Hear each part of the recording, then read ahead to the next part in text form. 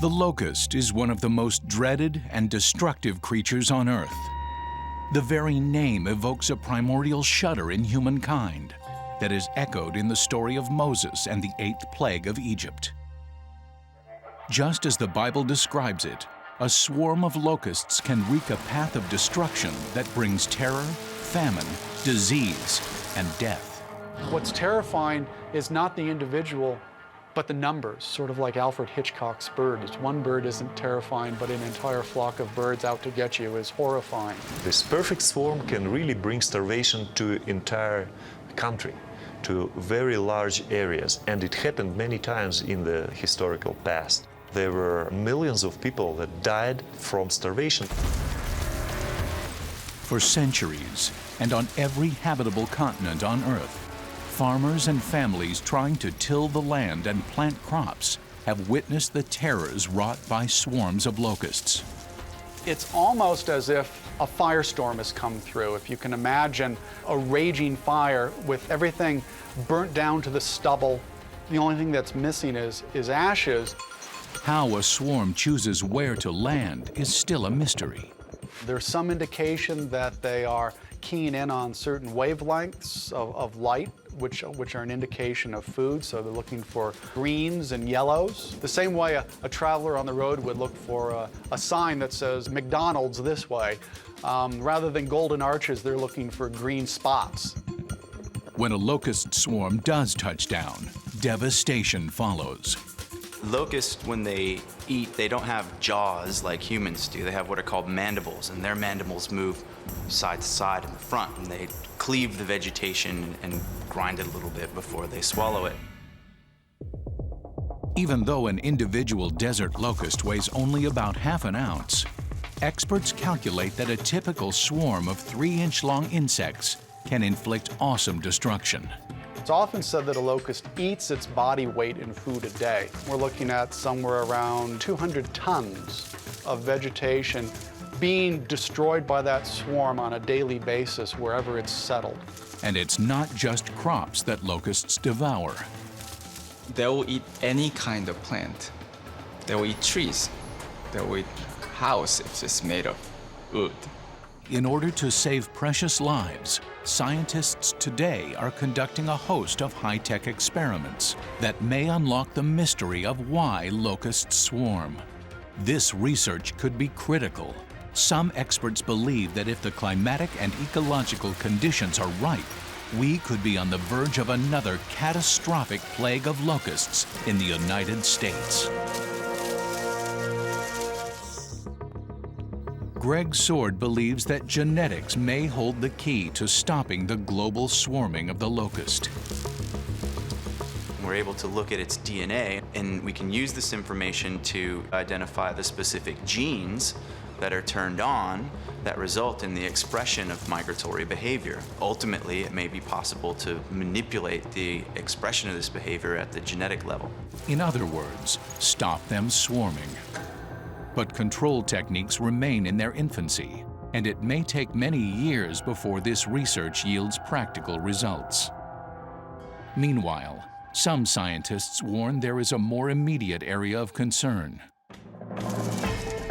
They believe that global warming is increasing locust populations worldwide, and it is also changing their migration patterns. They say it could drive swarms of Central American locusts into North America.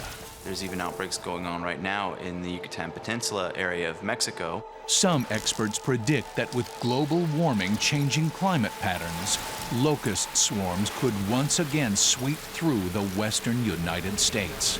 Some experts believe this could herald the return of locust swarms to the United States in the form of the so-called Central American locust. We do have some indication that species distributions in North America are shifting. In particular, species are shifting further northward. A recent study of the geographic distribution of grasshoppers points to an ominous trend. Dan Johnson, who's a researcher in Canada, has done more recent grasshopper surveys and compared them back to surveys of some decades ago, and has found that a number of species are being found further north in Canada than they used to be. With the right climatic conditions, locust numbers build. When this happens, the insect senses increased competition for food supplies. Then, a tipping point is reached, and each insect quickly changes its shape, color, and behavior. Once completed, the locusts form one giant swarm and take off. If the size of the swarm is big, if it contains several million individuals, then of course people will freak out. Entomologists fear that in this worst-case scenario, a swarm of Central American locusts could head north in search of food and water. Let's say this locust outbreak moves up from Mexico into the southwestern United States. Locust swarms moving into Houston, moving into Phoenix and Tucson, San Diego, Los Angeles. It would be frightening, it would be incomprehensible, it would be terrifying. The sky darkens as the insect tornado closes in on the city. If they reach big cities, they can really create a havoc. They're ubiquitous, they go everywhere, they fly, they hit you in your face, they hit you in your body. Crawling into your clothes, under your clothes, into window screens, piling up against your house. So many locusts landed on the roads, and cars then drove over the locusts and caused slick driving conditions. You might get some more traffic accidents.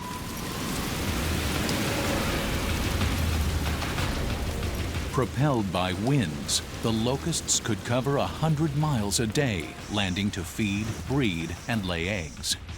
When the eggs hatch and locusts grow, this perfect megaswarm could have billions of wingless nymphs charging and chomping through field and farm.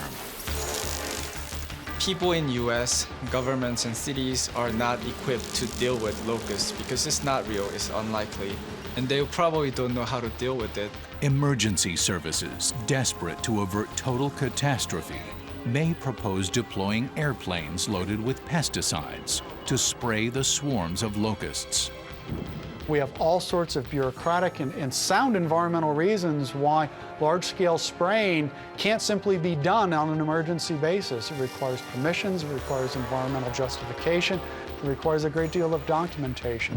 We probably don't have enough aircraft available for this either in terms of dealing with this. When locusts are already airborne, then chemical pesticide will not be that effective. The other problem with chemical control is that you may not have a long-term control. You knock the populations down, but some research indicates that you may actually make it a little bit more likely you'd have an outbreak in the future. Public anxiety would grow. This familiar sense of fear, loss of control, panic, blame. What's causing this? Who's in charge? Why isn't something being done? Experts estimate that the nation's 200 million and more acres of crops could be decimated. Our supply of important crops will be basically gone in a matter of few days. Billions of dollars would be lost in agriculture alone, and thousands of ranchers and farmers could lose their livelihoods. Food shortages and famine could follow.